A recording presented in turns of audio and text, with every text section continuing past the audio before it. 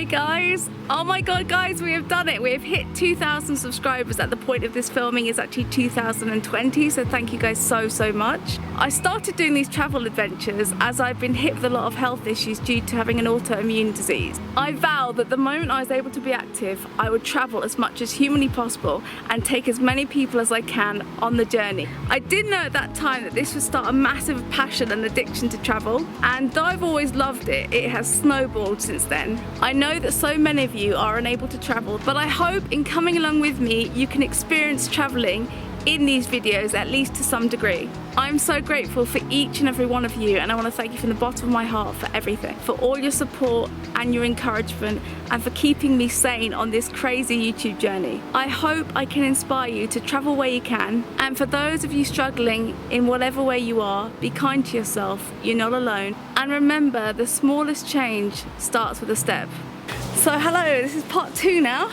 I'm going to be answering some questions. Just want to say happy July 4th to those that celebrate it. Hope you have a good one. The weather is really dodgy at the moment. It looks like it's going to rain. So before we get into this Q&A, I just want to shout out Planet V. Well done for spotting that I was in Viaden Castle. That's quite a random place, so I was impressed that you got that. So well done. Right, let's get on to the Q&A.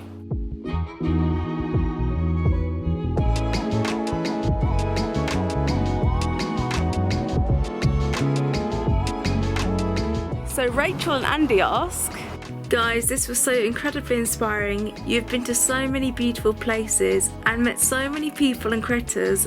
What a cool video to put together.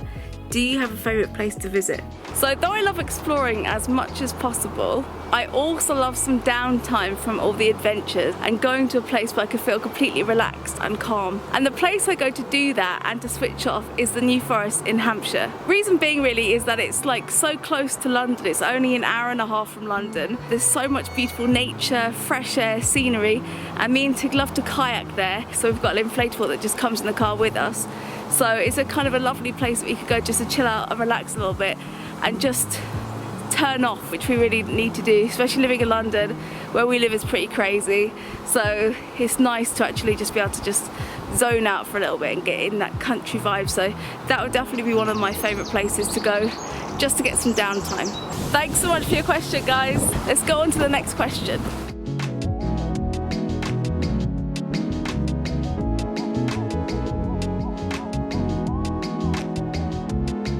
So Creepo Freak 4853 asks, is there somewhere you haven't been?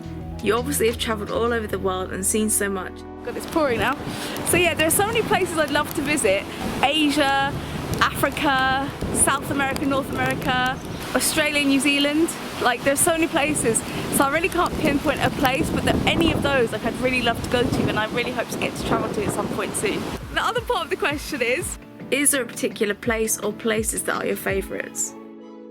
That is so tricky to answer, as there's so many amazing places that we've been to. I guess we'd have to narrow it down to 5 places. In no particular order, I picked Sri Lanka, which was absolutely one of the most amazing experiences, getting to see those wild elephants in their natural habitat, those beautiful whales, going on that hot air balloon ride, and just seeing so much beautiful and lush green countryside. And the Sri Lankan culture and food and everything about the island was just so amazing. We just loved that, so that's definitely got to go on there, and those amazing train rides as well. Bali, as it was the first time I travelled so far on my own, and it was great to meet up with Jess, and we had a really cool girls holiday, and it was just so much fun.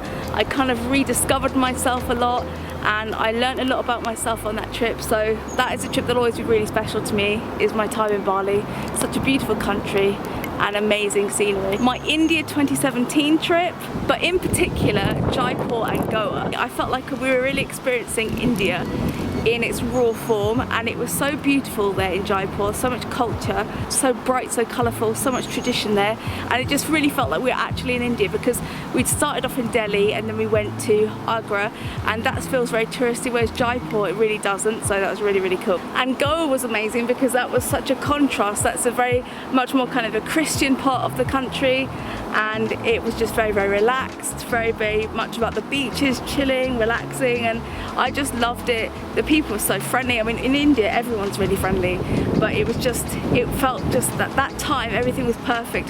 The beaches weren't too crowded. We got to just really unwind, relax, and it felt great after so much travelling around India to actually relax. And Goa was very, very special and magical to me as well, and to Tig. My 3 weeks camping in Morocco, that was intense, that was crazy. That was when I first got my taste for travel, and I really caught the travel bug doing that trip. Morocco was amazing for so many different reasons. We got to travel and see so much of the country, and it was such a unique experience. I loved it. If I had to pick one moment of that trip that was probably my favourite, it was staying in the Sahara Desert overnight in a Berber village. That was pretty awesome. We arrived there by camel, and they made us a traditional meal in the evening, and we slept under the stars. That was really, really magical. So that's definitely got to be in there. And last but not least is Iceland, as it was the first time we were able to travel properly after COVID without feeling we were too restricted. So I loved that. And the landscape and everything about that country is so beautiful and so dramatic and so clean. I absolutely loved it. Really loved Iceland.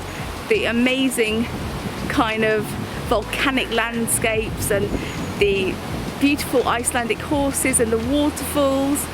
We were blessed while we were there seeing the northern lights like that. It was so amazing to see them. They were so vivid and so colourful. We had snow, which is such a novelty for me, and for Tig, that was just on point. We loved that. The whole trip just was so crammed full of great experiences. We absolutely loved Iceland, and I'd highly recommend anyone travelling there really, especially if you live in the UK, because it's so close. It's only like a couple of hours flight, if that. I don't think it's that much, but I'd really recommend Iceland if you want to check it out for yourselves.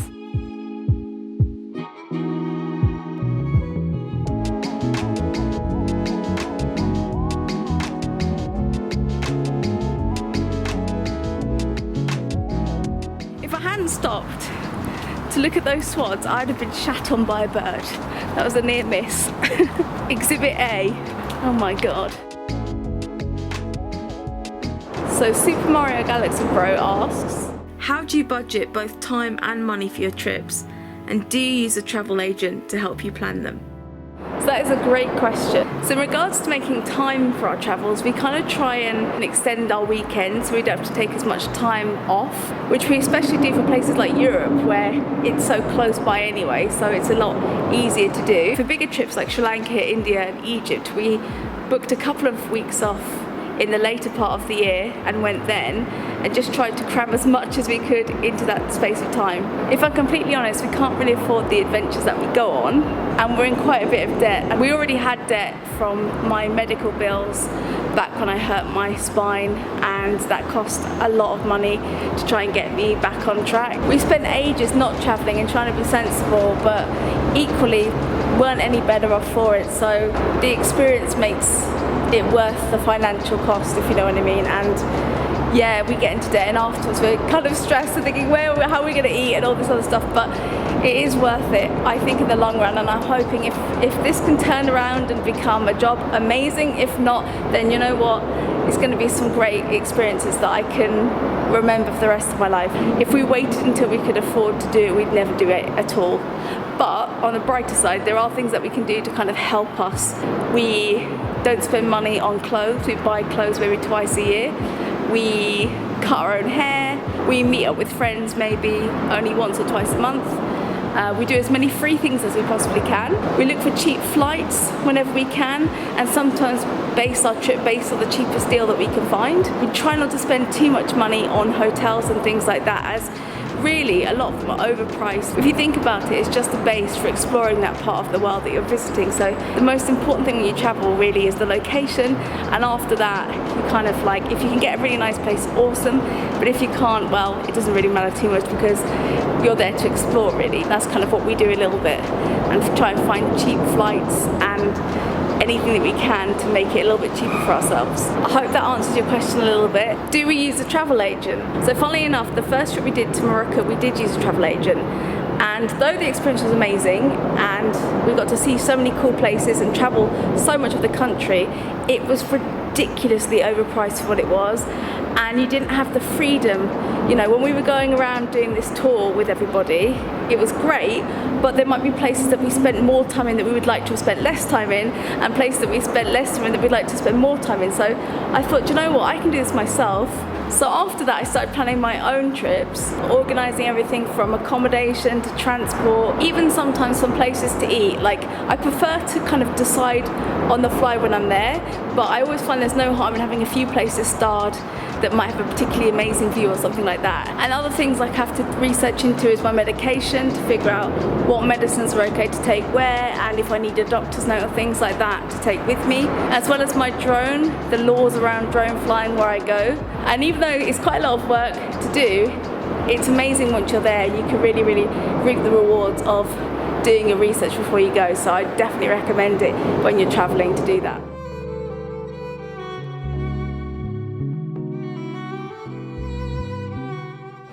And last question is from Tig, and he asks, what's the most challenging place you have tried to vlog at? Looking forward to the Q&A. So that's a good question, Tig. For a practical side, I'd probably say back in 2017 in Delhi, in particular in Chandni Chowk Market, there was very little personal space there.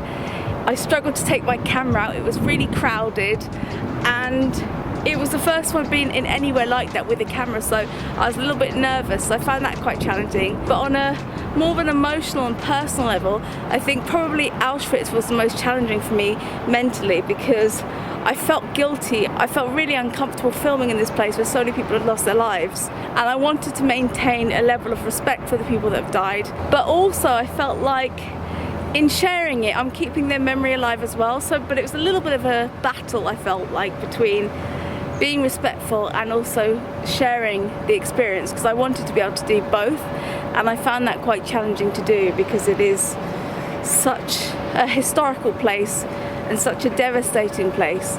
But equally I thought there are so many people that would like to have gone to Auschwitz that can't get there, so I thought I'll vlog for those people and just also try my best to be as respectful as I can. But I did find it quite challenging, and it made me feel very uncomfortable doing it. So that was probably one of the hardest places I've ever had to film or walk through or be in, because it's just, the loss of life is just immeasurable. You can't comprehend it until you're there in person, and even then, and that's just me as a tourist going there looking at it, never mind actually what the people went through who were there and that suffered at the hands of the Nazis. So yeah, quite a difficult trip to do that one. But yeah, thank you Tig for your question. Oh, there he is. Rika Yangu 3833 suggested that Egypt and Rome was revisited. Where do you guys think I should go to next? I'm really hoping that I can get to Thailand in November, because that has been on my list for so many years, so I'd love to do that. But if you guys are from Thailand, please let me know where I should visit. If you have any suggestions, or you've been to Thailand, or you think you've got any tips for places I could go or things I could do, then please let me know in the comment section below. That'd be amazing. Thank you so much to all of you that commented on my last video marking this milestone of 2,000 subscribers. It's such a phenomenal achievement for me, and thank you all, those of you that have been with me from the early days and those of you that are recently joined. I appreciate each and every one of you. I'm really excited for the next chapter, but thank you for all of you that comment on my videos and support me, you know, just coming with me on these adventures. So thank you guys so much. Right, next week we have a brand new adventure, so stay tuned for that. Hope you guys enjoy it. Until then, and our next adventure, take care guys, and we'll see you on the flip side. Bye.